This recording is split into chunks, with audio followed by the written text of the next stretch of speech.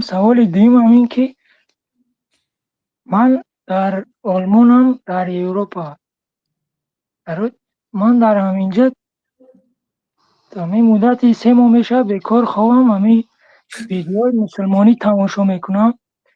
پدر و مادر خونه و زنگ میزنم یکو میپرسم که نمازاتون خواندین؟ هم نمیخونم. 2 اپا دارم، 2 دختر دارم. اپام 32 ساله 34 ساله است. نماز نخوندین تا حضیره نمیخونن. یکی روزه میگیرن. من همین زنگ میزنم میگم نمازاتون خواندین بخونین، نمیخونن. اوچم هم میپرسم میگم من اوچم میگه که یک بار گفتیشون بسه دیگه نگوشم. ای سر خودت ساخت کردی. مرا نموند. من همیجا حیران موندم که من همیو را دلنشی بگم یا نگم. اما سوید میدادی. آخرین چی جملتون چی؟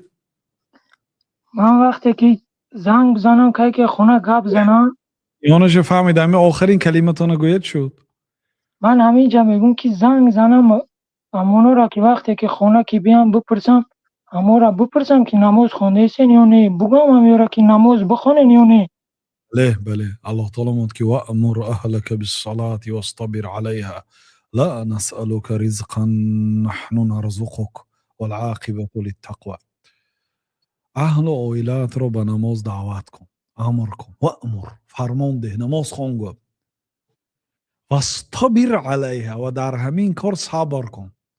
یعنی همیشه خیلی که فرض کنیم نماز خون شدن 5 وقت نماز میخوندگی شدن با امر میکنید ای بچه خیز نماز تا خوندی نمازات گفته میستید واصطبر علیها در همین فرمان دادنت به نماز صبر کن.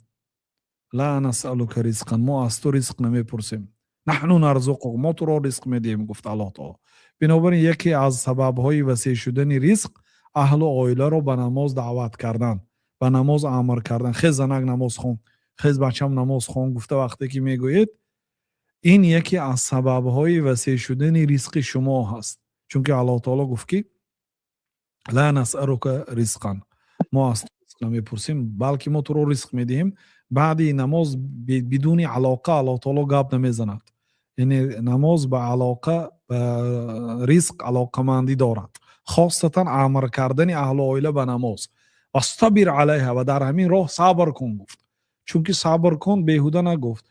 نماز خون میگوید یک دعا کارت کن گفتی یه بار بس ای میگوید نه. الله تعالی میگه که واصطبر علیها در همین راه صبر کن. یعنی بردوام اونهای دعوت به نماز کن. یعنی به اسلوبی هر خیله یک خیل اسلوب که دیمین غم نتیدو یک اسلوب را دیگه خیل کنید.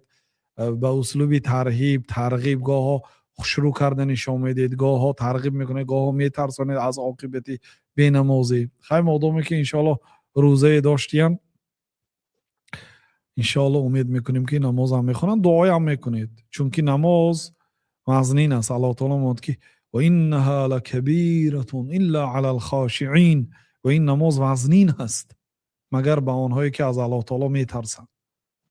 نماز 2 رکعت نماز هم تو گرید از روزه داشتن سبوک است. 5 دقیقه میخونید لیکن این و انها لثقیله و وی بسیار وزن مانند کوه برداشتن است در نظر بعضی ها. روزه میدارن 18 ساعت روزه میدارن لیکن نماز نمیتونن خونده. چون که و انها لکبیره الله تعالی میگه که نماز این بسیار ثقیل است وزنین است مگر برای آنهایی که از الله تعالی میترسند. الله توفیق دهد.